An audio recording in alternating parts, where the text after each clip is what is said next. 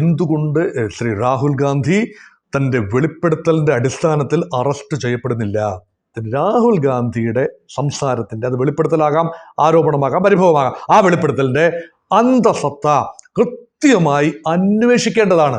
100% സത്യമായി ജാനിത പങ്കുവയ്ക്കുന്നു എന്ന് പറഞ്ഞുകൊണ്ടാണ് ഈ ആരോപണങ്ങൾ പൊതുജന സമക്ഷം മാധ്യമങ്ങളുടെ മുന്നിൽ പവർ പോയിന്റ് പ്രസന്റേഷനായി ശ്രീ രാഹുൽ ഗാന്ധി ഉന്നയിക്കുന്നത്. ആ ധൈര്യം വേണമെങ്കിൽ നമുക്ക് അംഗീകരിച്ചു കൊടുക്കാം. അതുകൊണ്ട് കുറച്ച് സുതാര്യമാകണം. ഉദാഹരണത്തിന്, എന്തുകൊണ്ട് ഈ ക്യാമറ ദൃശ്യങ്ങൾ 45 ദിവസത്തിനുള്ളിൽ മാഞ്ഞു പോകുന്നു? ഇത് ചോദ്യങ്ങൾ അവ്യക്തവും മറുപടി അതിനേക്കാൾ അവ്യക്തവും എന്ന രീതിയിലാണ് ഇലക്ഷൻ കമ്മീഷൻ പോലും അതിനെ കൈകാര്യം ചെയ്ത്. ബീഹാറിൽ ഒന്നാം ഘട്ട തെരഞ്ഞെടുപ്പിന് തൊട്ടു തലേ ദിവസമാണ് രാഹുൽ ഗാന്ധി വോട്ട് കൊള്ളയെക്കുറിച്ചുള്ള ഹൈഡ്രജൻ ബോംബ് പൊട്ടിച്ചത്. ഇത് ബീഹാർ തെരഞ്ഞെടുപ്പിലും പ്രകമ്പനങ്ങൾ ഉണ്ടാക്കുമെന്ന് പ്രവചനങ്ങൾ ഉണ്ടായിരുന്നു. ചരിത്രം തിരുത്തുന്ന റെക്കോർഡ് പോളിംഗ് ആണ് ബീഹാറിലെ ഒന്നാം ഘട്ടത്തിൽ ഉണ്ടായത്. 121 മണ്ഡലങ്ങളിലേക്ക് നടന്ന വോട്ടെടുപ്പിൽ 64.66% പോളിംഗ് ആണ് രേഖപ്പെടുത്തിയത്. ഇത് ബീഹാറിന്റെ ചരിത്രത്തിലെ ഏറ്റവും ഉയർന്ന പോളിംഗ് ശതമാനമാണ് എന്ന് തെരഞ്ഞെടുപ്പ് കമ്മീഷനും പറയുന്നു. 2020 ഒന്നാം ഘട്ട പോളിംഗ് 56.1% മാത്രമായിരുന്നു. അതായത് 8%-ലധികം പോളിംഗ് ഉയർന്നതായി കണക്കുകളിൽ നിന്ന് വ്യക്തം. 25 വർഷം മുൻപ് 2000-ൽ 62% രേഖപ്പെടുത്തിയതാണ് ബീഹാറിലെ നിയമസഭാ തെരഞ്ഞെടുപ്പിലെ ഇതിനു മുൻപത്തെ ഉയർന്ന പോളിംഗ് നിരക്ക്. പോളിംഗ് ശതമാനം ഉയർന്നതിൽ അവകാശവാദം ഇരു മുന്നണികളും ഉന്നയിക്കുന്നുണ്ട്. പക്ഷേ എങ്കിൽ കൂടി ഇപ്പോഴും NDA സഖ്യത്തിനാണ് മേൽക്കൈ എന്നതും ശ്രദ്ധിക്കണം. ഡോക്ടർ മോഹൻ വർഗീസ് സാർ, തെരഞ്ഞെടുപ്പ് വിദഗ്ധൻ, നമ്മോടൊപ്പം ചേരുകയാണ്. ബീഹാർ രാഷ്ട്രീയം തന്നെയാണ് ചർച്ച ചെയ്യുന്നത്. മോഹൻ സാർ, ബീഹാറിന്റെ ചരിത്രത്തിലെ സർവകാല റെക്കോർഡ് പോളിംഗ് ആണ് ആദ്യഘട്ടത്തിൽ കണ്ടത്. കൃത്യമായ വിലയിരുത്തൽ ഈ ഒരു സമയത്ത് നമുക്ക് സാധ്യമല്ല. എങ്കിൽ കൂടി ബീഹാറിൽ ഒന്നാം ഘട്ട തെരഞ്ഞെടുപ്പിന് തൊട്ട് തലേ ദിവസം രാഹുൽ ഗാന്ധി വോട്ട് കൊള്ളയെക്കുറിച്ചുള്ള ഹൈഡ്രജൻ ബോംബ് പൊട്ടിച്ചത് ഒന്നാം ഘട്ട ജനവിധിയെ എത്രത്തോളം സ്വാധീനിച്ചിട്ടുണ്ടാകും? ബീഹാറിൻ്റെ ചരിത്രത്തിലെ ഏറ്റവും ഉയർന്ന പോളിംഗ് ശതമാനം 64.6%. അതൊരു പക്ഷേ അന്തിമ കണക്കുകൾ എടുക്കുമ്പോൾ വീണ്ടും അത് കൂടാനുള്ള സാധ്യതയാണ് കാണുന്നത്. അതിനർത്ഥം special intensive revision of the constitution, of the electoral roll, അത് ഗുണം ചെയ്തു എന്ന് തന്നെ കരുതാം. ആവശ്യമില്ലാത്ത വോട്ടർമാർ, വോട്ട് ഇരട്ടിച്ച സംഗതികൾ, മാറിപ്പോയ വോട്ടർമാർ, മരിച്ചുപോയവർ, ഇതെല്ലാം നീക്കി, ദുർമേധസ് നീക്കി വോട്ടർ പട്ടിക കുറച്ചുകൂടി ഒബ്ജക്റ്റീവായി മാറി എന്നതിൻ്റെ പല സൂചനകൾ ഒന്നുകൂടിയാവാം ഉയർന്ന പോളിംഗ് ശതമാനം. അങ്ങനെ വേണം അതിനെ വ്യാഖ്യാനിക്കാൻ. അതേസമയം മറ്റൊരു സൂചന, ചോദ്യത്തിലുണ്ടായ മറ്റൊരു സൂചന, രാഹുൽ ഗാന്ധിയുടെ നിരന്തരമായ ആക്രമണം election commission, Bharatiya Janata party, ഇങ്ങനെയുള്ള ഇലക്ഷൻ കമ്മീഷൻ എന്ന സ്ഥാപനത്തെയും ഒരു പാർട്ടി എന്ന നിലയിൽ ഇപ്പോഴത്തെ ബീഹാറിലെ ഭരണകൂടത്തിൻ്റെ മുഖ്യ കക്ഷിയായ BJPയെയും എല്ലാം ആക്രമിക്കുന്നത് തെരഞ്ഞെടുപ്പിന് തൊട്ട് മുൻപുള്ള ഒന്നാം ഘട്ട പോളിങ്ങിന് ബീഹാർ ജനത മാനസികമായി ഒരുങ്ങിയിരിക്കുന്നതിന് കൃത്യം ഒരു 15 മണിക്കൂർ മുമ്പ്, ഒരു ദിവസം പോലെ മുൻപല്ല.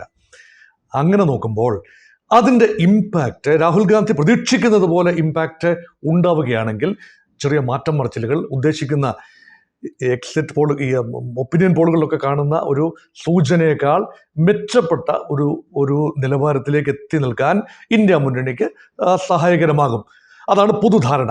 പക്ഷേ രാഹുൽ ഗാന്ധി ആദ്യമായിട്ടല്ല ഇങ്ങനെ ഒരു ഗുണ്ട് പൊട്ടിക്കുന്നതെന്ന് ഓർക്കണം.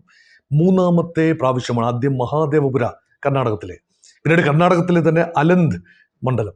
ഈ 2 മണ്ഡലങ്ങളെയും സ്പെസിഫിക് സാമ്പിളായി എടുത്തുകൊണ്ട് നടത്തിയ സ്റ്റഡി, റിസർച്ച്, അതിൻ്റെ ബേസിസിലുള്ള ഒബ്ജക്റ്റീവായി ചില ഡേറ്റ, അതിൻ്റെ ബേസിസിലാണ് ആരോപണങ്ങൾ. അതിൽ ചിലതെല്ലാം സ്ഥിരീകരിക്കാവുന്നതാണ്, ചിലതൊക്കെ തള്ളിക്കളയാവുന്നതുമാണ്. സമ്മിശ്രമായ വികാരങ്ങളാണ് രാഹുൽ ഗാന്ധിയുടെ ആദ്യ 2 പത്രസമ്മേളനങ്ങളും വോട്ട് ചോരിയുമായി ബന്ധപ്പെട്ട് 2 പത്രസമ്മേളനങ്ങളും ഉയർത്തിയത്. 3ാമത് കുറച്ചുകൂടി തയ്യാറെടുപ്പുകൾ രാഹുൽ ഗാന്ധി നടത്തിയിരിക്കുന്നു. ഒരു മുഴുവൻ സ്റ്റേറ്റ്, ഹരിയാന എന്ന മുഴുവൻ സംസ്ഥാനം, 90 നിയമസഭാ അംഗങ്ങളുള്ള ഹരിയാനയിൽ എങ്ങനെയാണ് 2 കോടി ജനങ്ങളുള്ള ഹരിയാന, ആ വോട്ടർമാരുള്ള ഹരിയാനയിൽ 25 ലക്ഷം വോട്ടുകളൊക്കെ വ്യാജമാണ് എന്ന ഒരു നറേറ്റീവ് സൃഷ്ടിക്കുകയാണ്. അതിന് കൊടുക്കുന്ന വിവരങ്ങൾ എന്ന് പറയുന്നത് പ്രധാനമായി അതിലൊരു 19 ലക്ഷം വോട്ടുകൾ അത് ബൾക്ക് വോട്ട് എന്ന ഗണത്തിൽ വരും. ഒരു വീട്ടിൽ 400 500 ഒക്കെ വോട്ടാണ് ഒരു വീട്ട് നമ്പർ അഡ്രസ്സിൽ. അതെങ്ങനെ സംഭവിക്കും എന്ന് കൃത്യമായി പിറ്റേ ദിവസം ഇന്ത്യൻ എക്സ്പ്രസ് അങ്ങനെ സംഭവിക്കുന്നതിൽ അസ്വാഭാവികതയില്ല. ഒരേ അഡ്രസ്സിൽ അനേക പേര് ഉണ്ടാവും. അതൊരു വീടായതുകൊണ്ടല്ല, ആ ഒരു കോംപ്ലക്സിൽ, ആ ഒരു റെസിഡൻഷ്യൽ ഇടത്ത് മുൻകാലങ്ങളിൽ താമസിച്ചിരുന്ന ആളുകൾ ചിതറി അതേ പ്രദേശത്ത് താമസിക്കുമ്പോൾ വീട്ടു നമ്പറും സ്ഥലപ്പേരും അഡ്രസ്സും എല്ലാം ഒന്നാകുന്ന സ്വാഭാവികമാണ് എന്ന രീതിയിൽ അനവധി ഉദാഹരണങ്ങളുമായി ഇന്ത്യൻ എക്സ്പ്രസ് അത് പുറത്തു കൊണ്ടുവന്നു. അതുകൊണ്ട് അവിടെ ഒരു സമ്മിശ്രമായ വികാരമാണ്. അതേസമയം ഈ ബ്രസീലിയൻ ഫാഷൻ മോഡൽ റാരിസ, അവരുടെ ചിത്രമൊക്കെ 22 ഇടത്ത് ഉപയോഗിച്ചു എന്ന് പറയുമ്പോൾ അലക്ഷ്യമായ രീതിയിൽ ഇലക്ഷൻ കമ്മീഷൻ അതിനെ കൈകാര്യം ചെയ്തു. എന്യൂമറേറ്റേഴ്സിന്റെ ഭാഗത്തു നിന്നാകാം, അല്ലെങ്കിൽ സോഫ്റ്റ്വെയർ എറർ ആകാം, അല്ലെങ്കിൽ ക്ലറിക്കൽ മിസ്റ്റേക്ക് ആകാം എന്നൊക്കെ പറഞ്ഞ് വേണമെങ്കിൽ ഒഴിയാം. പക്ഷെ ചില ന്യായമായ സംശയങ്ങൾ ഇതുണ്ടായി. രാഹുൽ ഗാന്ധി പറയാൻ ഉദ്ദേശിച്ചത് കൃത്യമായ കേന്ദ്രീകൃതമായ ഒരു സംവിധാനം ഉപയോഗിച്ചുകൊണ്ട് ഇലക്ഷൻ കമ്മീഷൻ വോട്ട് ചോരിക്ക് കൂട്ടുനിന്നു. അട്ടിമറിക്കാൻ ബോധപൂർവമായ ഒരു ശ്രമം നടത്തി. ഇത് ഇലക്ഷൻ കമ്മീഷന്റെ അറിവോടെയും സമ്മതത്തോടെയും അനുഗ്രഹാശിസ്സുകളോടെയും ആണ് എന്ന് പറയുമ്പോൾ ഇലക്ഷൻ കമ്മീഷൻ വലിയ പ്രതിരോധം നേരിടുകയാണ്. അവർ ഭരണഘടനാ സ്ഥാപനത്തിലുള്ള വിശ്വാസ്യത വലിയ രീതിയിൽ കളങ്കപ്പെട്ടു എന്നത് നിസ്സംശയം പറയുകയും ചെയ്യാം. പക്ഷെ അഗ്നിശുദ്ധി വരുത്തേണ്ടത് ഇലക്ഷൻ കമ്മീഷനാണ്. അതേസമയം ഇത് കൂടുതൽ അടുത്ത ഘട്ടത്തിലേക്ക് പോകേണ്ടത് രാഹുൽ ഗാന്ധിയുമാണ്. അതുകൊണ്ട് ജനം ചെറിയ ആശയക്കുഴപ്പത്തിലാണ്. രാഹുൽ ഗാന്ധി പറയുന്നത് കണ്ണടച്ച് വിശ്വസിക്കാനൊന്നും എല്ലാവരും തയ്യാറാവില്ല. അതേസമയം അതിൽ കതിരും പതിരും തെളിച്ചെടുക്കുന്ന തിരക്കിലാണ് ഇപ്പോൾ മാധ്യമലോകം. ശരിക്കും ഈ ആദ്യഘട്ട വോട്ടെടുപ്പിന്റെ ലാസ്റ്റ് മണിക്കൂറുകൾ രാഹുൽ സമർത്ഥമായി ഉപയോഗിച്ചു എന്ന് പറയേണ്ടി വരില്ലേ? ഇലക്ഷൻ കമ്മീഷനെ മാത്രമല്ല, BJP പോലും ഞെട്ടിക്കുന്ന ഒരു നീക്കമായിരുന്നില്ലേ H-File വാർത്താ സമ്മേളനം?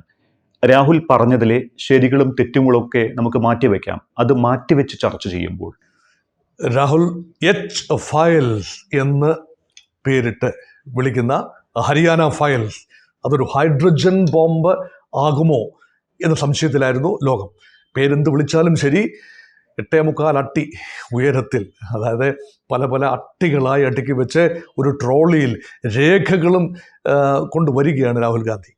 ഇവിടെ ഇലക്ഷൻ കമ്മീഷൻ തയ്യാറാക്കിയ റിപ്പോർട്ട്, ഇലക്ഷൻ കമ്മീഷൻ്റെ തന്നെ രേഖകൾ, ഇലക്ഷൻ കമ്മീഷൻ പുറത്തുവിട്ട ഇലക്ട്രൽ റോൾ, അതിൻ്റെ എല്ലാം കോപ്പി, അതിന് ഉത്തരവാദിത്വം ഇലക്ഷൻ കമ്മീഷൻ മാത്രമാണ്. അതിൻ്റെ ഉത്തരവാദിത്വം ഭാരതീയ ജനതാ പാർട്ടിക്ക് അല്ല, നേരിട്ട് ആരോപിക്കാനാവില്ല. പക്ഷെ മറുപടി പറഞ്ഞത് മുഴുവൻ ഇലക്ഷൻ കമ്മീഷന് നേരെ നടത്തിയ രാഹുൽ ഗാന്ധിയുടെ എല്ലാ ആരോപണങ്ങൾക്കും മറുപടിയുമായി മാധ്യമങ്ങളിൽ നിറഞ്ഞു നിന്നത് ഭാരതീയ ജനതാ പാർട്ടിയാണ്. അതൊരു സ്ട്രാറ്റജിക് ബ്ലണ്ടർ, അല്ലെങ്കിൽ സ്ട്രാറ്റജിക് ഒരു ലാക്യുണ എറർ എന്നൊക്കെ വേണമെങ്കിൽ പറയാം. കാരണം രാഹുൽ ഗാന്ധി എന്തും പറഞ്ഞോട്ടെ, അതിനെന്തിനാണ് ഡിഫെൻഡ് ചെയ്യാൻ പോകുന്നത്? ഇലക്ഷൻ കമ്മീഷൻ ഒരു ഭരണഘടനാ സ്ഥാപനമല്ലേ? ഈ കള്ളവോട്ട് ചെയ്തതെല്ലാം തന്നെ ഭാരതീയ ജനതാ പാർട്ടിയുടെ ആൾക്കാരാണ്, അല്ലെങ്കിൽ വോട്ട് ചേർക്കപ്പെട്ടതെല്ലാം BJPക്ക് വോട്ട് ചെയ്യേണ്ടവരാണ്, വോട്ട് വെട്ടിമാറ്റിയവരെല്ലാം കോൺഗ്രസിന് വോട്ട് ചെയ്യേണ്ടവരാണ് എന്ന് തെളിയിക്കാനാവുമോ? ഒരിക്കലും ആവില്ലല്ലോ. രാഹുൽ ഗാന്ധി എന്തു പറഞ്ഞാലും അത് തെളിയിക്കാനാവില്ല. അങ്ങനെയെങ്കിൽ BJP ആക്റ്റീവായി രംഗത്ത് വരുന്നത്, ഡിഫെൻഡ് ചെയ്യാനായി ആക്റ്റീവായി രംഗത്ത് വരുന്നത് ഒരു ചെറിയ രീതിയിലുള്ള അലോസരം സൃഷ്ടിക്കുന്നു എന്നതാണ്. ഇലക്ഷൻ കമ്മീഷൻ നേരിട്ട് മറുപടി പറയണമായിരുന്നോ എന്നതാണ് മറ്റൊരു ചോദ്യം. ഇതിൽ അഭിപ്രായം വെർട്ടിക്കലി ഡിവൈഡഡ് ആണ് പൊതുവെ. അതായത് ഇലക്ഷൻ കമ്മീഷൻ ഒരു ഭരണഘടനാ സ്ഥാപനമാണ്, ഔപചാരികമായി പ്രവർത്തിക്കേണ്ട ബോഡിയാണ്. പത്രസമ്മേളനങ്ങളിൽ നിന്ന് വിളിച്ചു പറയുന്ന കാര്യങ്ങൾക്ക് ഇലക്ഷൻ കമ്മീഷൻ മറ്റൊരു പത്രസമ്മേളനം നടത്തി മറുപടി പറയേണ്ട കാര്യമില്ല. അങ്ങനെ ആഗ്രഹിക്കുന്നതും തെറ്റാണ്. പക്ഷേ വളരെ സിസ്റ്റമാറ്റിക്കായി ഒരു പരാതിയിലൂടെ കൺസേൺഡ് ബൂത്ത് ലെവൽ ഏജൻസോ അല്ല എങ്കിൽ രാഷ്ട്രീയ കക്ഷികളോ സംസ്ഥാന തലത്തിലുള്ള നേതാക്കളോ ആർക്കും, ഈവൻ രാഹുൽ ഗാന്ധിക്ക് പോലും നേരിട്ട് ഇലക്ഷൻ കമ്മീഷന് പരാതി കൊടുത്താൽ, കൃത്യമായ ചോദ്യങ്ങൾ ഉന്നയിച്ച് പരാതി കൊടുത്താൽ അവിടെ മറുപടി കൊടുക്കാൻ ഇലക്ഷൻ കമ്മീഷൻ ബാധ്യസ്ഥമാണ്. ചോദ്യങ്ങൾ കൃത്യമായിരിക്കണം, മറുപടിയും അതനുസരിച്ചുള്ളത് ആയിരിക്കും. ഇത് ചോദ്യങ്ങൾ അവ്യക്തവും മറുപടി അതിനേക്കാൾ അവ്യക്തവും എന്ന രീതിയിലാണ് ഇലക്ഷൻ കമ്മീഷൻ പോലും അതിനെ കൈകാര്യം ചെയ്ത്. ഇത് ചെറിയ രീതിയിലുള്ള ആശയക്കുഴപ്പം സൃഷ്ടിച്ചത്. ജനാധിപത്യത്തിൻ്റെ ഒരു വാല്യൂ, ജനാധിപത്യത്തിൻ്റെ ക്വാളിറ്റി, അതിൻ്റെ ഗുണമേന്മ ചോദ്യം ചെയ്യപ്പെടാൻ ഒരുപക്ഷെ ഇതൊക്കെ കാരണമായി. ബീഹാറിന് തൊട്ട് മുൻപ് നടന്ന ഒരു സ്ട്രാറ്റജിക് ടൈമിംഗ്, രാഹുൽ ഗാന്ധി ഒട്ടും കുറ്റം പറയാനാവില്ല. ഒരു ടൈമിംഗ് തിരഞ്ഞെടുക്കുന്നത് രാഷ്ട്രീയ കക്ഷിയുടെ പ്രൊറോഗറ്റീവാണ്, നേതാവിൻ്റെ പ്രൊറോഗറ്റീവ് തന്നെയാണ്. അതുകൊണ്ട് കൃത്യമായി ബീഹാർ ഒന്നാം ഘട്ട വോട്ടെടുപ്പിന്റെ തലേ ദിവസം രാഹുൽ ഗാന്ധി വൻപൻ പത്രസമ്മേളനം വിളിച്ചുകൂട്ടി ബീഹാറിൽ നിന്നുള്ള ഏതാനും വോട്ടർമാരെ ഉൾപ്പെടുത്തി തങ്ങളുടെ വോട്ട് എങ്ങനെയാണ് ചോരി നടത്തിയത് എന്നുകൂടി വിശദീകരിക്കാൻ ഈ അവസരം ഉപയോഗിച്ചത്. അതിനുള്ള അവകാശമുണ്ട്. BJP ആണെങ്കിലും അത് തന്നെ ചെയ്യില്ലേ? ആരാണെങ്കിലും അത് തന്നെ ചെയ്യില്ലേ? ഇപ്പം നമ്മൾ ക്ഷേമ പദ്ധതികൾ പ്രഖ്യാപിച്ചത് തദ്ദേശ സ്വയംഭരണ തെരഞ്ഞെടുപ്പിന് തൊട്ട് മുൻപുള്ള സമയങ്ങളല്ലേ. അതുകൊണ്ട് ടൈമിംഗ് നിശ്ചയിക്കാനൊക്കെ ഒരു ഇൻകംബന്റ് ഭരണകൂടത്തിന് കഴിയുന്നത് പോലെ തന്നെ പ്രതിപക്ഷത്തിനും ടൈമിംഗ് നിശ്ചയിക്കാം. അതുകൊണ്ട് ബീഹാർ സാധാരണഗതിയിൽ നമ്മൾ കാണുന്നത് BJPയോ NDAയോ സെറ്റ് ചെയ്യുന്ന അജണ്ടയിലേക്ക് ഓടിയെത്താനായി വിഷയങ്ങൾ തീരുമാനിക്കുന്നത് പോലും അതിൻ്റെ മേൽ ഡിബേറ്റ് നടത്തേണ്ട ഒരു ഗതികേടിലേക്ക് വരികയാണ് ഇന്ത്യ മുന്നണി. പക്ഷെ ഇപ്രാവശ്യം ഒരു നററ്റീവ്, വോട്ടധികാർ യാത്രയിലൂടെ ഒരു നററ്റീവ് സൃഷ്ടിച്ചുകൊണ്ട് ബീഹാറിൽ ആദ്യ രംഗത്ത് രാഹുൽ ഗാന്ധിയും തേജസ്വി യാദവും ഏറെ മുന്നോട്ട് പോയി. അതിനോടൊപ്പം ഓടിയെത്താൻ BJP ശ്രമിച്ചു. പിന്നീട് അഭിപ്രായ സർവേകളിൽ BJP NDA സഖ്യത്തിന്, JDU BJP സഖ്യത്തിന് മേൽക്കൈ പ്രവചിച്ച പല സർവേകളുമുണ്ട്. ആ ഒരു രീതിയിൽ നോക്കുമ്പോൾ അവസാനം ആ ഒരു എഡ്ജ് NDA എഡ്ജ് അട്ടിമറിക്കാൻ തക്ക ഒരു ടൈമിംഗ് നോക്കി രാഹുൽ ഗാന്ധി ആ സമയം ഉപയോഗിച്ചു എന്ന് തന്നെ കരുതാം. ഇന്ത്യൻ ജനാധിപത്യ പ്രക്രിയ ചിലർ അട്ടിമറിക്കാൻ ശ്രമിക്കുന്നു എന്ന രീതിയിൽ കാര്യങ്ങൾ എത്തിച്ചിരിക്കുന്നു ഇവിടെ രാഹുൽ ഗാന്ധി. ഇത് വോട്ടർമാരിൽ ശരിക്കും ഒരു പ്രകമ്പനം ഉണ്ടാക്കിയിട്ടുണ്ടാകില്ലേ? ഇതൊരു ലാർജർ ഇഷ്യൂ ആണ്. ജനാധിപത്യം എന്നത് ഇന്ത്യൻ ഭരണഘടനയുടെ ജീവാത്മാവാണ്. പാർലമെന്റ് തന്നെ ഒരു ലെജിസ്ലേച്ചർ എന്ന നിലയിൽ പാർലമെന്റിലേക്കുള്ള തെരഞ്ഞെടുപ്പ് തന്നെ ജനാധിപത്യപരമായി നടക്കേണ്ട തെരഞ്ഞെടുപ്പാണ് പാർലമെന്ററി ജനാധിപത്യം. അവിടെ ഒരു പാർട്ടിയെക്കുറിച്ചും ഭരണഘടനയിൽ പരാമർശം ഇല്ല. All parties R extra constitutional growth. അതേസമയം പാർട്ടികളില്ലാതെ ജനാധിപത്യം മുന്നോട്ട് പോവുകയുമില്ല. ഇവിടെ ഏതെങ്കിലും ഒരു പ്രത്യേക പൊളിറ്റിക്കൽ പാർട്ടിക്ക്, അത് BJP എന്ന് കൂട്ടുക, പാർട്ടിക്ക് അനുകൂലമായി, ഇപ്പോൾ മുൻകാലങ്ങളിൽ കോൺഗ്രസ് ആയിരുന്നു, ഇപ്പോൾ BJP അനുകൂലമായി ഘടനകളെ സംവിധാനപ്പെടുത്തിയെടുക്കുക, അതിനുള്ള ബോധപൂർവമായ ശ്രമം നടത്തുക. അങ്ങനെയെങ്കിൽ ഭരണഘടനയുടെ തന്നെ അന്തസത്ത അവിടെ ലംഘിക്കപ്പെടുന്നു. ഇവിടെ ഒരു ബേസിക്, സുപ്രീം കോടതിയുടെ തന്നെ ഒരു ബേസിക് സ്ട്രക്ചർ ഡോക്ട്രിൻ ഉണ്ട്. കേശവാനന്ദ ഭാരതി കേസിൽ സുപ്രീം കോടതിയുടെ ഒരു വിധിയിൽ പറയുന്ന basic structure is not subjected to അമെൻമെന്റ് ബൈ ദ പാർലമെന്റ്. പക്ഷേ ബേസിക് സ്ട്രക്ചറിൽ പെടുന്ന ഒരു കാര്യമായി പൊതുവെ വിശകലനം ചെയ്യുന്ന ഒരു കാര്യമാണ് ജനാധിപത്യം. Sovereign, socialist, secular, democratic, republic, ഈ 5 കാര്യങ്ങൾ ഭരണഘടനയുടെ അടിസ്ഥാന ശിലകളിൽ ഒന്നാണ്. അതിൽ ജനാധിപത്യം ഘടനാപരമായി അട്ടിമറിക്കപ്പെട്ടോ എന്നതാണ് രാഹുൽ ഗാന്ധി ഉയർത്തുന്ന ചോദ്യം. അങ്ങനെയെങ്കിൽ ഭരണഘടനയുടെ സ്പിരിറ്റ് തന്നെ അവിടെ അതിലംഘിക്കപ്പെട്ടിരിക്കുന്നു. അതുകൊണ്ടാണ് ഭരണഘടന ഉയർത്തിപ്പിടിച്ചുകൊണ്ട് രാഹുൽ ഗാന്ധിയും കോൺഗ്രസ് അംഗങ്ങളും ഒക്കെ ലോക്സഭയിൽ കഴിഞ്ഞ പ്രാവശ്യം സത്യപ്രതിജ്ഞ ചെയ്തത്. അതുകൊണ്ട് ഇപ്പോൾ ആരാണ് തെരഞ്ഞെടുപ്പിലെ താരമെന്ന് ചോദിച്ചാൽ ഇവിടെ രാഷ്ട്രീയ കക്ഷികളോ നേതാക്കളോ ഒന്നുമല്ല, മറിച്ച് ഭരണഘടന തന്നെയാണ് താരം. അത് പൂർണ്ണമായും തങ്ങൾ സംരക്ഷിക്കുന്നു എന്ന് ഇലക്ഷൻ കമ്മീഷൻ BJP ഒക്കെ പറയുന്നു. അങ്ങനെയല്ല, ഭരണഘടന അട്ടിമറിക്കപ്പെടുന്നു, അതിൻ്റെ തത്വം, ജനാധിപത്യം, തെരഞ്ഞെടുപ്പ് അത് അട്ടിമറിക്കപ്പെടുന്നു എന്ന് രാഹുൽ ഗാന്ധിയും പറയുന്നു. സത്യം എവിടെയാണ് എന്നത് തീർച്ചയായും ജനകീയ കോടതി, അങ്ങനെയൊന്നില്ല യഥാർത്ഥത്തിൽ. പക്ഷേ രാഷ്ട്രീയ കക്ഷികളെല്ലാം പറഞ്ഞു ഞങ്ങൾ ജനകീയ കോടതിയിലേക്ക് പോവുകയാണ്. അതുകൊണ്ടാണ് പത്രസമ്മേളനം വിളിച്ചുകൂടി രാഹുൽ ഗാന്ധി നേരിട്ട് ആളുകളോട് ഈ കാര്യം സമ്മതിക്കുന്നത്. അതാണോ ശരിയായ രീതി? തീർച്ചയായും അത് ഒരു ചോദ്യചിഹ്നം തന്നെയാണ്. അങ്ങനെയാണോ വരേണ്ടത്, അതോ കോടതികളെ ആശ്രയിക്കേണ്ടതുണ്ടോ? രാഹുൽ ഗാന്ധി പ്രതിപക്ഷ നേതാവാണ്. അതുകൊണ്ട് പ്രതിപക്ഷ നേതാവ് എന്ന നിലയിൽ ലോക്സഭയിൽ കൊണ്ടുവരാം, അല്ല എങ്കിൽ പൊതുജനങ്ങളോട് പറയാം, മാധ്യമങ്ങളിലൂടെ പറയാം, സ്വന്തം പ്ലാറ്റ്ഫോമുകളിലൂടെ പറയാം, എങ്ങനെയും പറയാം. അത് രാഹുൽ ഗാന്ധിയുടെ പ്രൊറോഗറ്റീവാണ്. പക്ഷെ പറയുന്നതിൽ കാര്യമുണ്ടോ, അത് പരിശോധിക്കപ്പെടേണ്ടത് തന്നെയാണ്. സർ, രാഹുൽ ഗാന്ധിക്കെതിരെ വലിയ രീതിയിലുള്ള ആക്രമണങ്ങളാണ് നടന്നുകൊണ്ടിരിക്കുന്നത്. പക്ഷേ ഒരു കാര്യം, ഈ തെരഞ്ഞെടുപ്പിന്റെ കാവൽക്കാരൻ എന്ന് പറയുന്നത് തെരഞ്ഞെടുപ്പ് കമ്മീഷനാണ്. അവരാണിപ്പോൾ ഇന്ത്യയിലെ ജനങ്ങൾക്ക് മുന്നിൽ, വോട്ടർമാർക്ക് മുന്നിൽ സംശയ നിഴലിൽ നിൽക്കുന്നത്. വോട്ടർ പട്ടികയിലെ ക്രമക്കേട്, ഇരട്ട വോട്ടുകൾ, ബൾക്ക് വോട്ട്, ഒരേ മേൽവിലാസത്തിലെയും ഒരേ ഫോട്ടോയിലെയും ഒന്നിലധികം വോട്ടുകൾ, ഇതൊക്കെ ആദ്യമേ ചൂണ്ടിക്കാണിക്കേണ്ടത്, പറയേണ്ടത് കോൺഗ്രസിന്റെ ബൂത്ത് ഏജന്റാണ് എന്നാണ് കമ്മീഷന്റെ വൃത്തങ്ങൾ പറഞ്ഞത്, അല്ലെങ്കിൽ കമ്മീഷനിലെ ചില ഉദ്യോഗസ്ഥർ പറയുന്നത്. ഇത് അവരുടെ ജോലിയാണോ? ഇത് അവരുടെ മാത്രം ഉത്തരവാദിത്വമാകുന്നത് എങ്ങനെയാണ്? അപ്പോൾ ഇലക്ഷൻ കമ്മീഷന്റെ ഉത്തരവാദിത്വം എന്താണ് എന്നുള്ള ഒരു മറുചോദ്യം കൂടി ഉയരില്ലേ? ഒരു ജനാധിപത്യ പ്രക്രിയ മുന്നോട്ട് പോകണമെങ്കിൽ ഉത്തരവാദപ്പെട്ടവർ എല്ലാം ചേർന്ന് ഒരു സാഹചര്യം സൃഷ്ടിക്കണം. അതിൽ ഉത്തരവാദപ്പെട്ടവർ എന്ന് പറയുമ്പോൾ ഇലക്ഷൻ കമ്മീഷൻ നേരിട്ട് ഇത് നടത്തേണ്ട സമിതിയാണ്, അമ്പയറാണ്, റെഫറിയാണ്, ന്യൂട്രൽ ഏജന്റാണ്. അതൊരു ഭരണഘടനാ സ്ഥാപനവുമാണ്. പക്ഷേ ഒരു ഭരണഘടനാ സ്ഥാപനത്തിന് പ്രവർത്തിക്കണമെങ്കിൽ വേണ്ട രീതിയിലുള്ള കൈത്താങ്ങൽ ചുറ്റുപാടുമൊന്നും വരണം. അതിനുവേണ്ടിയാണ് പൊളിറ്റിക്കൽ പാർട്ടീസ് അവരുടെ ബൂത്ത് ലെവൽ ഏജൻറ്റ്സ് അല്ലെങ്കിൽ ബൂത്ത് ലെവൽ ഓഫീസേഴ്സ്, അത് ഗവൺമെൻറ് നിയമിക്കുന്ന ഓഫീസേഴ്സ്, ഇവരെല്ലാം ചേർന്ന് നൽകുന്ന ഡേറ്റാബേസ്, ആ ഡേറ്റാബേസ് പരമാവധി പരിശോധിച്ച് ഉറപ്പുവരുത്തി ആണ് ഇലക്ട്രൽ റോൾ വോട്ടേഴ്സ് ലിസ്റ്റ് പ്രസിദ്ധീകരിക്കുന്നത്. അതെല്ലാ പാർട്ടികൾക്കും ബൂത്ത് തലത്തിൽ പാർട്ടിക്ക് വേണ്ടി ബൂത്തിലിരിക്കുന്ന ഏജൻസുമാർക്ക് എത്തിച്ച് കൊടുക്കാനുള്ള സംവിധാനമുണ്ട്. അങ്ങനെ കിട്ടിയിട്ടുമുണ്ട്, എല്ലാവരും അത് വാങ്ങിയിട്ടുമുണ്ട്.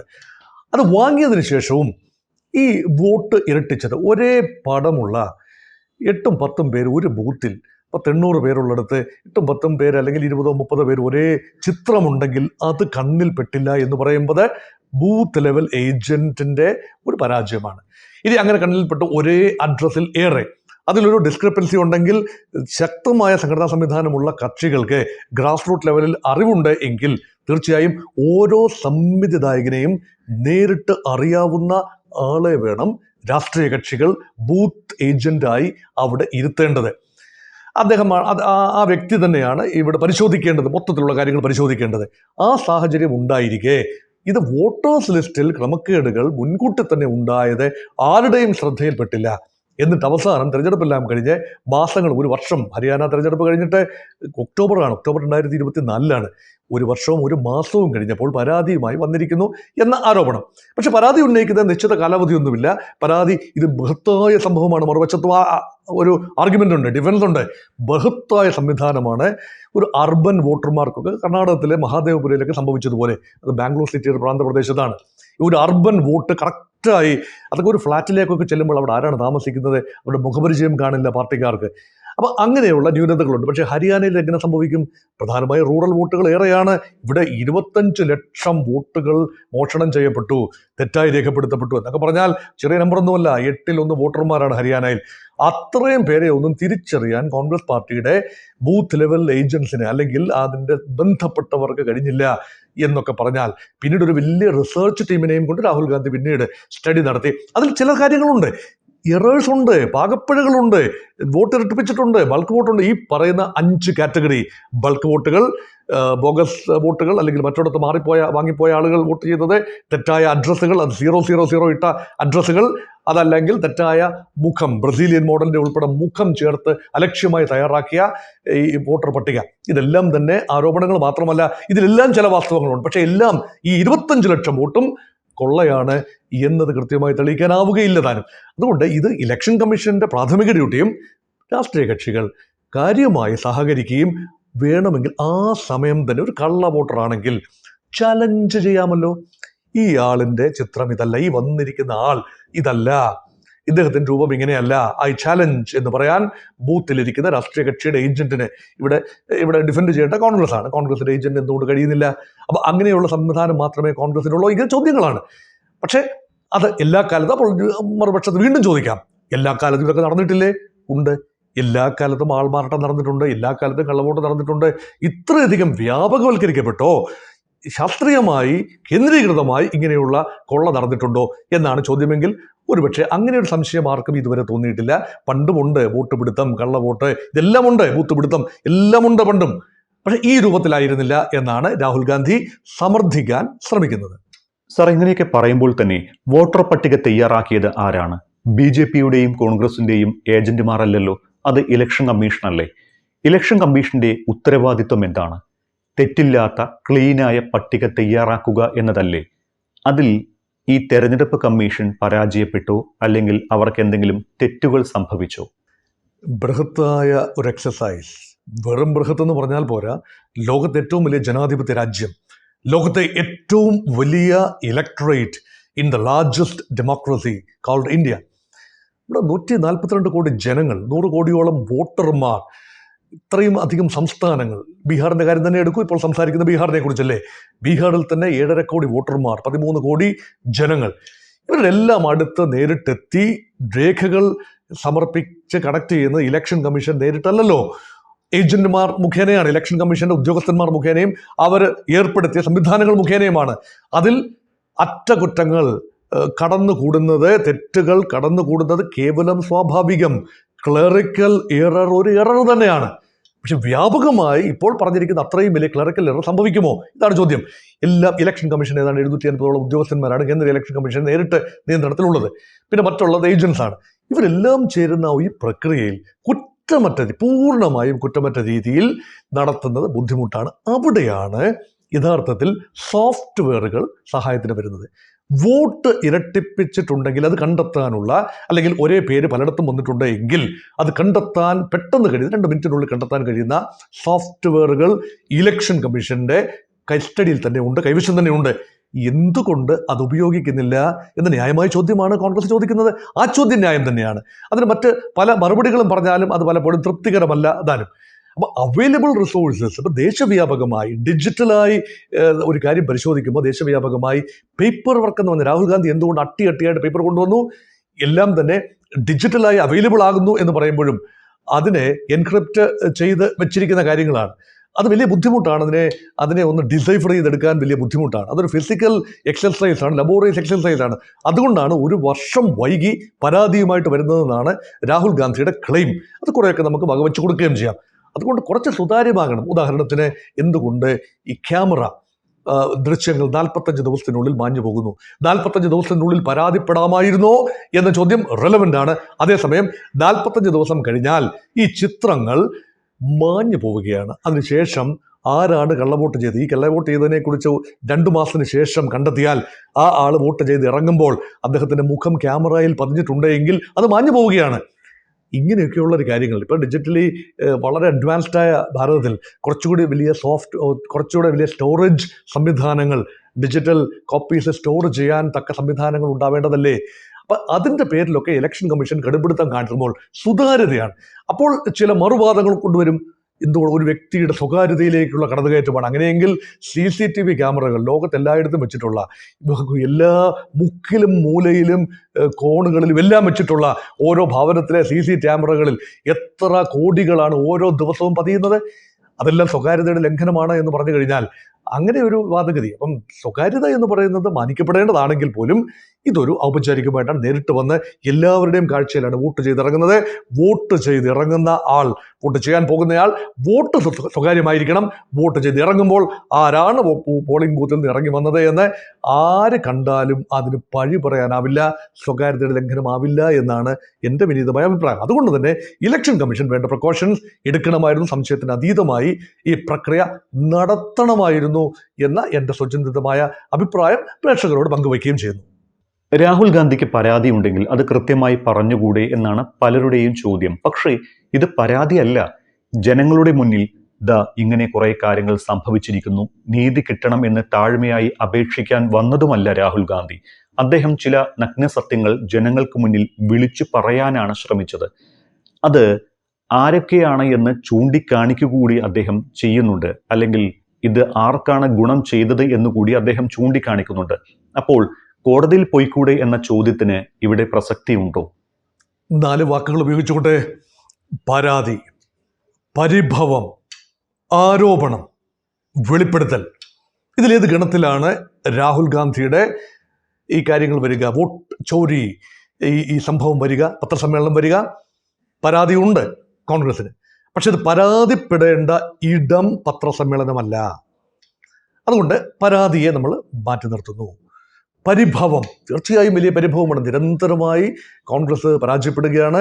ലോക്സഭാ നിയമസഭാ തെരഞ്ഞെടുപ്പുകളിൽ ഉത്തരേന്ത്യയിലൊക്കെ വലിയ പരാജയങ്ങളാണ് സംഭവിക്കുന്നത്. പഴയ ഗതകാല പ്രതാപത്തിൻ്റെ നിഴലിലാണ്. അതിൽ വലിയ പരിഭവമുണ്ട്. അത് മാത്രമല്ല, നിഷ്പക്ഷമായി പ്രവർത്തിക്കേണ്ട കേന്ദ്ര ഏജൻസികൾ, CBI, എൻഫോഴ്സ്മെന്റ് ഡയറക്ടറേറ്റ്, അതുപോലെ മറ്റ് സമിതികൾ, election commission, controller and auditor general, even കോടതി സംവിധാനം പോലും നിഷ്പക്ഷതയുണ്ടോ എന്ന ഒരു സംശയം കോൺഗ്രസിനുണ്ട്. ആ സംശയം പരിഭവമായി വരികയാണ്. ആ പരിഭവം ജനങ്ങളോട് പങ്കുവെക്കാൻ കിട്ടുന്ന ഓരോ അവസരവും കോൺഗ്രസ് രാഷ്ട്രീയമായി ഉപയോഗിക്കുന്നു. അതിൻ്റെ തലപ്പത്ത് രാഹുൽ ഗാന്ധിയാണ്. 3ാമത്തെ കാര്യമാണ് ആരോപണം. ഒരു ആരോപണം പ്രതിപക്ഷ നേതാവ്, ലോക്സഭയിലെ പ്രതിപക്ഷ നേതാവ് എവിടെയാണ് ഉന്നയിക്കേണ്ടത്? അത് കൃത്യമായി പറഞ്ഞാൽ എല്ലാം തന്നെ പാർലമെന്റിൽ ഉന്നയിക്കാം. പാർലമെന്റിൽ അതിനുള്ള ലൈസൻസ് ഉണ്ട്. കാരണം എന്ത് പൊട്ടത്തെറ്റും പറയാം. കാരണം പാർലമെന്ററി പരിരക്ഷയുണ്ട്. പാർലമെന്റിൽ നിന്നുകൊണ്ട് പറയുന്ന കാര്യങ്ങൾക്ക് പാർലമെന്റ് അംഗത്തിന്, സാമാജികന് സ്വാഭാവികമായി ലഭിക്കുന്ന ഒരു കവചകുണ്ഡലമാണ് പരിരക്ഷ, പാർലമെന്ററി പരിരക്ഷ. അവിടെ നിന്നുകൊണ്ട് ആരോപണങ്ങൾ ഉന്നയിക്കാം. പക്ഷെ രാഹുൽ ഗാന്ധി ഇക്കാര്യത്തിൽ വോട്ട് ചോരി കാര്യം ഒരു ആരോപണമായി ഉന്നയിക്കുന്നത് പാർലമെന്റിന്റെ ഉള്ളിൽ നിന്നുകൊണ്ടല്ല, മറിച്ച് പാർലമെന്റിന്റെ പുറത്ത് നിന്നുകൊണ്ടാണ്. അതിനെ രണ്ട് രീതിയിൽ കാണാം. ഒന്ന്, പാർലമെന്റിനുള്ളിലാണെങ്കിൽ പരിരക്ഷ കിട്ടും. എനിക്ക് ആ പരിരക്ഷ ആവശ്യമില്ല. പാർലമെന്റിന് പുറത്താണെങ്കിൽ എനിക്ക് ഒരു പരിരക്ഷയും കിട്ടില്ല. നാടിന്റെ നിയമ സംവിധാനത്തിനകത്താണ്.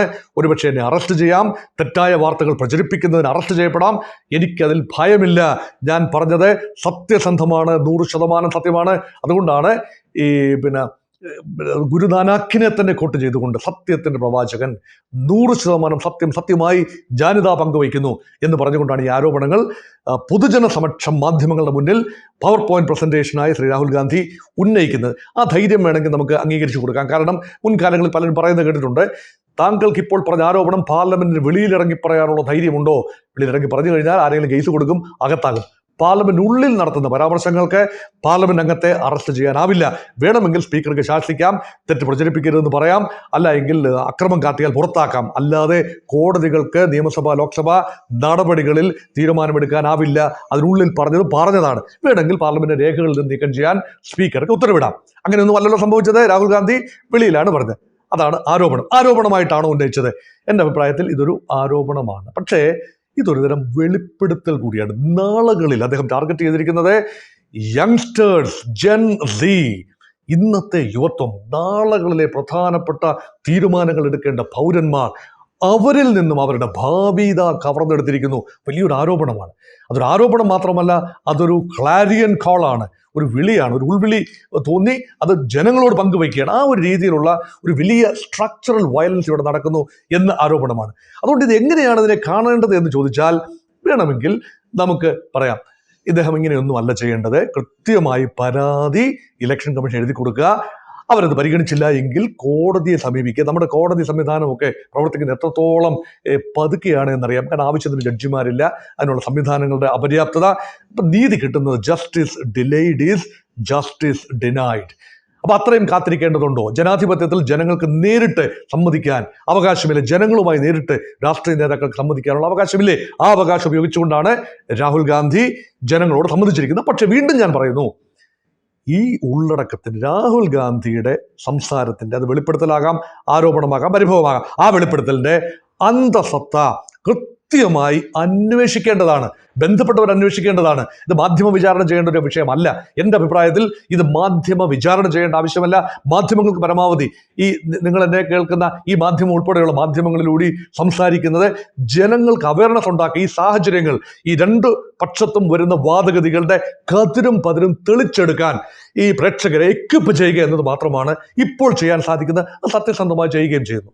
ഈ രാഹുൽ ഗാന്ധി ഉന്നയിച്ച ചോദ്യങ്ങൾ ഇലക്ഷൻ കമ്മീഷനോടായിരുന്നു. പക്ഷേ ചാടി ഇറങ്ങി മറുപടി പറഞ്ഞതെല്ലാം BJP നേതാക്കളാണ്. ആദ്യം കേന്ദ്രമന്ത്രി കിരൺ റിജിജുവാണ് മറുപടി പറയാൻ വന്നത്. ഈ പത്രസമ്മേളനങ്ങൾ ഇലക്ഷൻ കമ്മീഷന്റെ വിശ്വാസ്യത തകർക്കാൻ വേണ്ടിയുള്ളതാണ്, തെറ്റിദ്ധാരണ പരത്താൻ ഉദ്ദേശിച്ചുള്ളതാണ് എന്നൊക്കെയാണ് കിരൺ റിജിജു പറഞ്ഞത്. എന്നാൽ CBIയും NIയും ഒക്കെ കേന്ദ്ര സർക്കാരിന്റെ കയ്യിലുണ്ടല്ലോ. രാജ്യദ്രോഹം എന്ന ഒരു ആസ്പെക്റ്റ് ഉണ്ടെങ്കിൽ, രാഹുൽ ഗാന്ധിയുടെ വാർത്താ സമ്മേളനത്തിൽ അങ്ങനെ ഒരു ആസ്പെക്റ്റ് ഉണ്ടെങ്കിൽ രാഹുൽ ഗാന്ധിക്കെതിരെ കേസെടുക്കാം, അദ്ദേഹത്തെ അറസ്റ്റ് ചെയ്ത് തീഹാർ ജയിലിലേക്ക് കൊണ്ടുപോകാം. അതിനൊക്കെ BJP അല്ലെങ്കിൽ കേന്ദ്ര സർക്കാർ ശ്രമിക്കാത്തത് എന്തായിരിക്കും എന്ന് കൂടി കോൺഗ്രസ് ചോദിക്കുന്നുണ്ട്. ന്യായമായ ചോദ്യം, ഒരുപക്ഷെ ഏറ്റവും കാതലായ ചോദ്യവും അത് തന്നെയാണ്. എന്തുകൊണ്ട് ശ്രീ രാഹുൽ ഗാന്ധി തൻ്റെ വെളിപ്പെടുത്തലിൻ്റെ അടിസ്ഥാനത്തിൽ അറസ്റ്റ് ചെയ്യപ്പെടുന്നില്ല? വെളിപ്പെടുത്തലിൽ അപകീർത്തികരമായ പരാമർശമുണ്ടെങ്കിൽ അപകീർത്തി കേസ് കൊടുക്കാം. തികച്ചും രാജ്യദ്രോഹപരമായ എന്തെങ്കിലും കാര്യമുണ്ടെങ്കിൽ ആ വകുപ്പുകൾ ഉപയോഗിച്ചുകൊണ്ട് രാഹുൽ ഗാന്ധിയെ അറസ്റ്റ് ചെയ്ത് വിചാരണ നേരിടാൻ നിർബന്ധിക്കാം. അതുമല്ല എങ്കിൽ മറ്റൊരുപാട് ഉപാധികളുണ്ട്. കാരണം ഈ പറഞ്ഞത് വളരെ ശരിയാണ്. Government of India is led by NDA, അത് BJPയും സഖ്യകക്ഷികളുമാണ്. അവരുടെ കയ്യിലാണ്. യഥാർത്ഥത്തിൽ CBIയും അന്വേഷണ ഏജൻസികളും അവരൊക്കെ നിഷ്പക്ഷമായി പ്രവർത്തിക്കേണ്ടവരാണ്. പക്ഷേ അവരെ ഉപയോഗിക്കാൻ പ്രതിപക്ഷത്തെക്കാളും നല്ലത് എളുപ്പവും ഭരണകക്ഷിക്ക് തന്നെയാണ്. തീർച്ചയായും ഭരണകക്ഷി അല്ല ഉപയോഗിക്കുന്നതെന്ന് ഭംഗിയാന്തരേണ പറയാമെങ്കിൽ പോലും. അങ്ങനെയെങ്കിൽ എന്തുകൊണ്ട് ഈ പറഞ്ഞ കാര്യങ്ങൾ വീണ്ടും വീണ്ടും വീണ്ടും രാഹുൽ ഗാന്ധി വെല്ലുവിളിക്കുകയാണ്? ഇലക്ഷൻ കമ്മീഷനെയും കേന്ദ്ര സർക്കാരിനെയും ഒക്കെ വെല്ലുവിളിക്കുകയാണ്. എന്തുകൊണ്ട് അദ്ദേഹം അറസ്റ്റ് ചെയ്യപ്പെടുന്നില്ല? ന്യായമായ ചോദ്യമാണ്. അങ്ങനെയെങ്കിൽ മറുചോദ്യം കൊണ്ടല്ല അതിനെ നേരിടേണ്ടതില്ല. താങ്കൾ പോയി കോടതിയിൽ കേസ് കൊടുക്കൂ എന്ന് പറയും. അത് വേണം ചെയ്തോളും, അത് അദ്ദേഹത്തിന്റെ പ്രൊറോഗറ്റീവാണ്, അദ്ദേഹം കോടതിയിൽ പോകണം, ഇവിടെ പോകണമെന്നത്.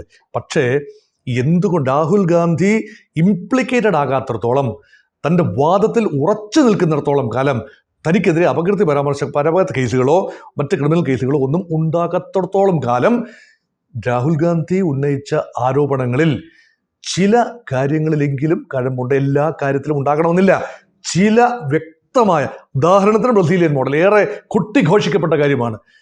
ഒരു ചിത്രം, ബ്രസീലിയൻ സുന്ദരിയുടെ ചിത്രം 22 ഇടങ്ങളിൽ 10 ബൂത്തുകളിലായി പ്രത്യക്ഷപ്പെടുന്നു. ഇതിനാരെങ്കിലും ഒരു ഉത്തരവാദിത്വം വേണ്ടേ? ഈ ചിത്രം ചേർത്തതാരാണ്? എവിടെയെങ്കിലും സ്റ്റോക്ക് ഫയൽ ഉണ്ട്, അതിൽ നിന്നും ചാടിക്കേറി വരില്ലല്ലോ. ഏതെങ്കിലും ഒരു ഹ്യൂമൻ ബ്രെയിൻ, ഹ്യൂമൻ ടച്ച് അത് ഉണ്ടായെങ്കിൽ മാത്രമല്ലേ 22 ഇടത്തേക്ക് ബ്രസീലിയൻ മോഡലിന്റെ ചിത്രം കടന്നു വരൂ. ഇവരാരും തന്നെ ഇന്ത്യക്കാരല്ലല്ലോ, ഇത് ബ്രസീലിയൻ മോഡലല്ലേ. ഇതാണെന്ന് പറഞ്ഞ് ഞാനാണ്, ഇതെന്റെ പടമാണെന്ന് പറഞ്ഞ് ആരും വന്നിട്ടില്ലല്ലോ. ആ ബ്രസീലിയൻ മോഡൽ തന്നെ സ്ഥിരീകരിക്കുന്നു, ഇത് തന്റെ ചിത്രമാണ്, തന്റെ ചെറുപ്പത്തിൽ 10 20 വയസ്സുള്ളപ്പോൾ എടുത്ത ചിത്രമാണ്, സ്ഥിരീകരിക്കുന്നു. ഇതുവരെ അതിന് ഉത്തരവാദി വന്നിട്ടില്ല. ഇത്രയും മണിക്കൂറുകൾ കഴിയുന്നു, ദിവസങ്ങൾ കഴിയുന്നു ഈ ആരോപണം വന്നിട്ട്. ഇതുവരെ ഈ ചിത്രം മോഡൽ ആരാണ് ഈ ചിത്രം അവിടെ ചേർത്തത്? അതുമായി ബന്ധപ്പെട്ട ഏതെങ്കിലും ഒരു ഉദ്യോഗസ്ഥൻ, ബന്ധപ്പെട്ട ഒരാൾ അദ്ദേഹത്തെ കണ്ടെത്തണമല്ലോ, അദ്ദേഹത്തെ പിടികൂടണമല്ലോ, ശാസിക്കണമല്ലോ, അല്ലെങ്കിൽ നടപടിയെടുക്കണമല്ലോ. ഒന്നും ഉണ്ടായിട്ടില്ല. അതുകൊണ്ടാണ് പറയുന്നത്, ഇതിനെല്ലാം മറുപടി പറയേണ്ട കാര്യം BJPക്ക് ഇല്ല. ആവർത്തിച്ച് പറയുന്നു, ഇതിനുള്ള മറുപടി ഇലക്ഷൻ കമ്മീഷൻ തന്നെ പറഞ്ഞുകൊള്ളും. അത് നേരിട്ട് പത്രസമ്മേളനം വിളിച്ചല്ല പറയേണ്ടത്. വ്യക്തമായ ചില നിഗമനങ്ങളിലെത്തി ആക്കമിട്ട് പറയേണ്ടതുണ്ട്. രാഹുൽ ഗാന്ധി ഉയർത്തിയ ആരോപണത്തിന് മറുപടി എന്ന നിലയിലല്ല. ഇലക്ഷൻ പ്രക്രിയ സുതാര്യമാണ്, ബൾക്ക് വോട്ടുകൾ സംഭവിക്കുന്നത് ഇങ്ങനെയാണ്. ഉദാഹരണത്തിന് രാഹുൽ ഗാന്ധി പറഞ്ഞ ഇന്ന ബൾക്ക് വോട്ടുകളിൽ ഈ 500 എണ്ണം മുൻകൂട്ടി തന്നെ ഉണ്ടായിരുന്ന വോട്ടുകളാണ്. ഇതിവിടെ താമസിക്കുന്ന ആളുകൾ തന്നെയാണ്, ഒരേ അഡ്രസ് ആയിപ്പോയി, അത് തങ്ങളുടെ കുറ്റമല്ല, അങ്ങനെ ചെയ്യാനാവൂ. അത് അല്ല എങ്കിൽ അവരുടെ വോട്ട് നിഷേധമാവും. കൃത്യമായ മറുപടി ഓരോ കേസിലും പറയണം. അതിന് സമയം എടുത്തുകൊണ്ട് തന്നെ ഉടനെ പറയാനാവില്ല. ഇത് ഗവേഷണം നടത്തേണ്ടതുണ്ട്, സ്ഥിതിവിവരക്കണക്കുകൾ എടുക്കേണ്ടതുണ്ട്. ഇലക്ഷൻ കമ്മീഷൻ സമയമെടുത്തുകൊണ്ട് തന്നെ ഈ ആശയക്കുഴപ്പം പൂർണ്ണമായി ദൂരീകരിക്കുക എന്നത് മാത്രമാണ് പ്രതിവിധി. രാഹുൽ ഗാന്ധിയെ കുറ്റപ്പെടുത്തി വീണ്ടും BJP സംസാരിക്കുന്ന പോലെ ഇലക്ഷൻ കമ്മീഷൻ രാഹുൽ ഗാന്ധിയെ കുറ്റപ്പെടുത്തി സംസാരിക്കേണ്ട കാര്യമില്ല. രാഷ്ട്രീയ കക്ഷികൾ പറയുന്ന ഭാഷയിലല്ല ചീഫ് ഇലക്ഷൻ കമ്മീഷണർ മാധ്യമങ്ങളുടെ മുൻപിൽ വന്ന് മറുപടി പറയേണ്ടത്. ഇത് വിശ്വാസ്യതയുടെ വിഷയമാണ്. ആദ്യം തന്നെ ഒരിക്കൽ കൂടെ പറഞ്ഞുകൊട്ടെ, ഇലക്ഷൻ കമ്മീഷൻ നിയമിക്കുന്നത് ആരാണ്? പ്രധാനമന്ത്രി, ആഭ്യന്തരമന്ത്രി ആൻഡ് പ്രതിപക്ഷ നേതാവ്. അങ്ങനെയല്ലല്ലോ വരേണ്ടത്. ഒറിജിനലി അങ്ങനെ അല്ലായിരുന്നല്ലോ, നേരത്തെ അങ്ങനെ അല്ലായിരുന്നല്ലോ. പ്രധാനമന്ത്രിയും ചീഫ് ജസ്റ്റിസ് ഓഫ് ഇന്ത്യയും പ്രതിപക്ഷ നേതാവും. അപ്പം ബാലൻസ്ഡ് ആണ്. ഇപ്പോൾ പ്രധാനമന്ത്രിയും ആഭ്യന്തരമന്ത്രിയും, അമിത്ഷാ എന്ന ആഭ്യന്തരമന്ത്രിയും പ്രധാനമന്ത്രി നരേന്ദ്രമോദിയും ഒരു പ്രത്യേക ആളിന് വേണ്ടി നിൽക്കുന്നു. രാഹുൽ ഗാന്ധി മറുപക്ഷത്ത് നിന്നാൽ 3-2 ഭൂരിപക്ഷത്തിൽ ആ തീരുമാനമെടുക്കില്ലേ? അങ്ങനെയുള്ള തീരുമാനത്തിന്റെ സുതാര്യത സ്വാഭാവികമായി സംശയിക്കപ്പെടാം. അതുകൊണ്ട് സംശയത്തിന് അതീതമായി പ്രവർത്തിക്കാൻ ഇലക്ഷൻ കമ്മീഷനെ കഴിയണം എന്ന ഒരു നിർദ്ദേശത്തോടെ അവസാനിപ്പിക്കട്ടെ. വളരെയധികം നന്ദി സാറേ. നമുക്ക് എന്തായാലും അടുത്ത എപ്പിസോഡിൽ ബീഹാറിന്റെ 2ാം ഘട്ട ഇലക്ഷനിൽ എന്ത് സംഭവിക്കുമെന്നതിനെ കുറിച്ച് കൂടുതലായിട്ട് ചർച്ച ചെയ്യാം.